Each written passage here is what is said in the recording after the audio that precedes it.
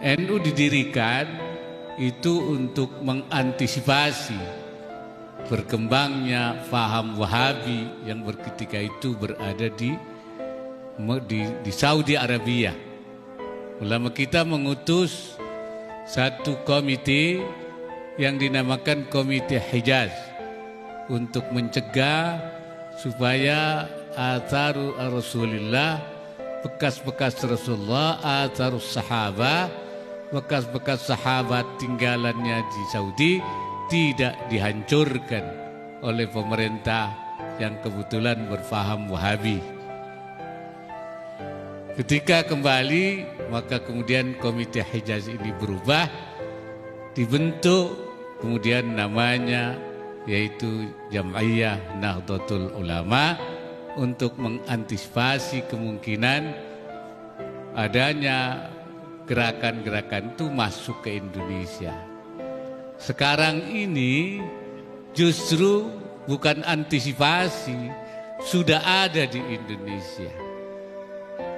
Wahabinya ada, bahkan ada HTI-nya, bahkan ada juga gerakan-gerakan yang anak-anak kita dulunya tidak puas dengan gerakan yang kurang ekstrim dari NU, kelompok FPI.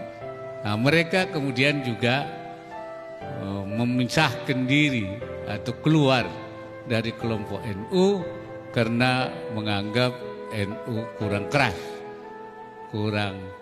padahal bukan kurang keras, tapi NU bijak, ya, santun di dalam berjuang. Jadi kadang-kadang orang tidak bisa membedakan antara lemah dan bijak, antara lemah dan santun. Nah, kalau soal pengaruh, saya kira satu-satunya organisasi yang paling ditakuti di Indonesia ini ia adalah Nahdlatul Ulama. Yang lain tuh hanya puluhan ribu, paling banyak ratusan ribu. Kalau NU kan jutaan. Jangankan teriak, dehem saja. Kalau NU sudah, itu orang gemeter semua. Nah, ini yang tidak difahami, ya. Tapi sekarang tantangan itu di depan kita. Bagaimana memahamkan ini kepada masyarakat. Kemudian juga negara. Ini juga harus dijaga.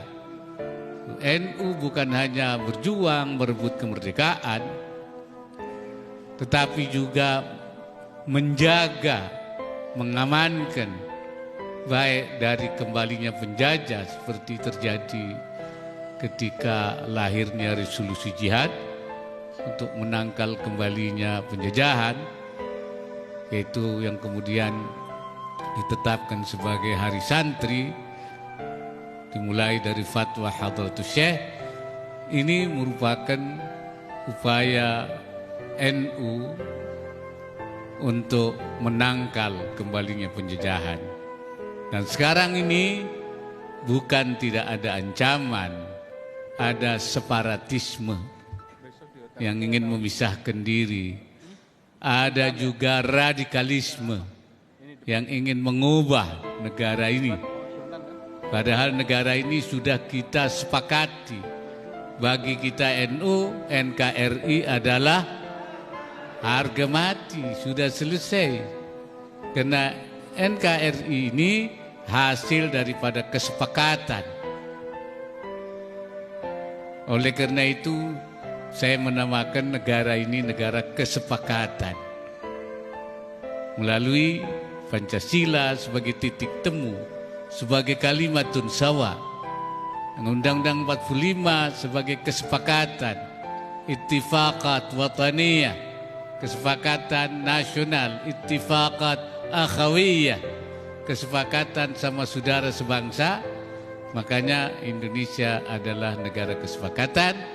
Ada yang menyebutnya sebagai Darussuluh, ada yang menyebutnya Darul Ahdi Wasyahada. Saya lebih suka menyebutnya Darul Mitsaq.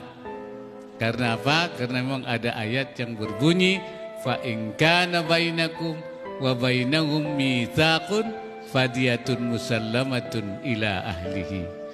Jadi kalau ada antara kamu dan mereka non-muslim ada mitsak, kesepakatan hidup berdampingan secara damai, maka tidak boleh ada yang dikorbankan. Kalau yang ada yang dikorbankan, maka kalau di antara mereka ada yang korban, kamu harus membayar diyat, denda yang musallamatun ila ahlihi, serahkan kepada keluarganya. Ini mitsak. Kan Rasulullah di Madinah juga pernah membuat mitsak Madinah. Karena itu kita harus menjaga dari upaya-upaya yang melanggar, yang mukhalafatul mitsak. Makanya ketika saya ditanya apa itu khilafah itu islami apa tidak, saya bilang islami.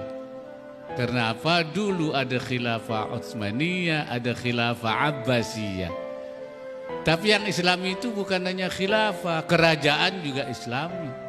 Sekarang ada kerajaan Saudi Arabia, Al-Mamlakah As-Saudiyah diterima.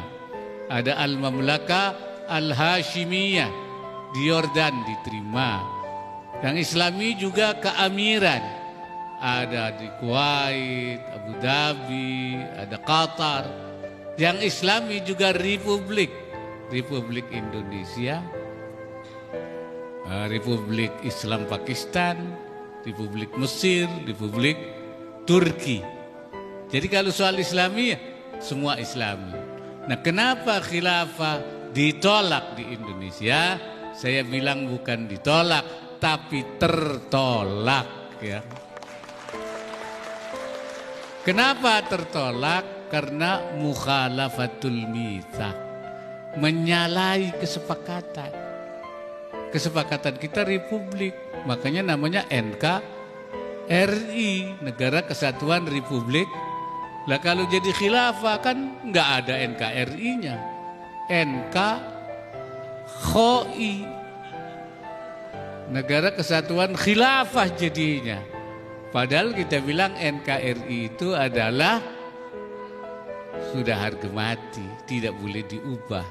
Jadi hal-hal yang seperti ini yang sebenarnya tidak perlu diperdebatkan, tidak perlu meteng-teng, ya. Ini urusan khilafah kayak mau perang Bharatayuddha. Padahal sebenarnya kita letakkan saja secara proporsional. Kenapa itu tertolak? Karena memang mukhalafatul mitsak, menyalahi kesepakatan. Kerajaan juga tidak bisa mukhalafatul mitsak, keamiran juga tidak bisa. Yang muwafaqatul mitsak adalah republik. Selesai, gampang sebenarnya. Tapi ini memang radikalisme, intoleran ini sekarang berkembang, ya. Bahkan sudah memasuki titik-titik yang bukan hanya dilakukan melalui dakwah, tetapi sudah melalui gerakan-gerakan politik. Bahasa sekarang sudah politisasi dan menggunakan instrumen-instrumen politik untuk memenangkan gerakan-gerakan radikal dan intoleran di Indonesia ini. Ini merupakan bahaya yang kita hadapi, yang harus dihadapi oleh bangsa ini. Disinilah NU itu harus muncul di depan.